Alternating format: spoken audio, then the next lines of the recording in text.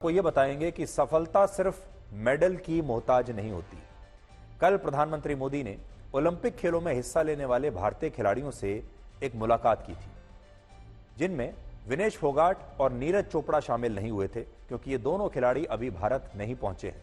लेकिन इसके बावजूद प्रधानमंत्री मोदी ने विनेश फोगाट की गैर मौजूदगी में भी उनका जिक्र किया और कहा कि विनेश फोगाट पहली भारतीय महिला खिलाड़ी हैं जो कुश्ती के फाइनल में पहुंची और ये पूरे देश के लिए एक गर्व की बात है।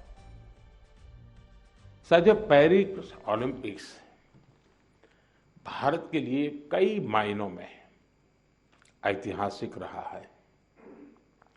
इस ओलंपिक्स में देश के लिए जो रिकॉर्ड्स बने वो देश के कोटि कोटि नौजवानों को प्रेरणा देंगे।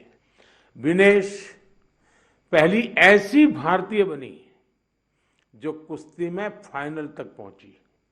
ये भी हमारे लिए बड़ा गर्व का विषय है।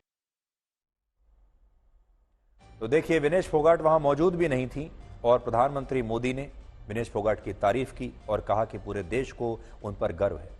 विनेश फोगाट ने अगर मेडल जीत लिया होता तो प्रधानमंत्री खुद उन्हें फोन करते और उन्हें बधाई देते, क्योंकि ओलंपिक खेलों में जब भी कोई हमारा खिलाड़ी मेडल जीतता है तो प्रधानमंत्री हमेशा खुद फोन करके उस खिलाड़ी को बधाई देते हैं। और पूरा देश इंतजार कर रहा था कि जब विनेश फोगाट मेडल जीतेंगी तब प्रधानमंत्री मोदी उन्हें फोन करेंगे और उन्हें बधाई भी देंगे।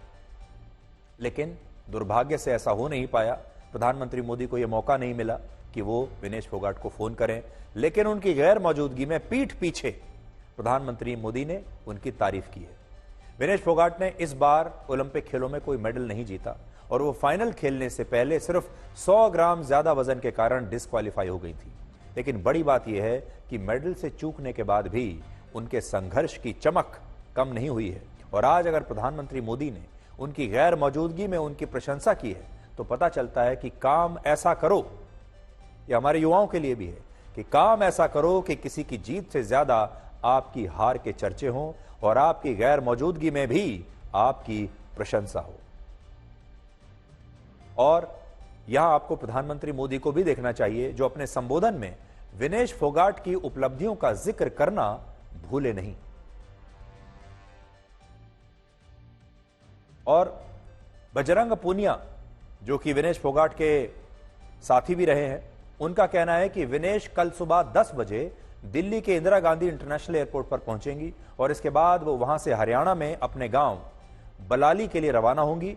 और हमने उस दिन भी आप सबसे ये कहा था कि विनेश फोगाट भले ही नियमों के कारण मेडल से चूक गई हो, लेकिन पूरे देश को उन्हें गोल्ड मेडल का विजेता मानकर ही उनका सम्मान करना चाहिए।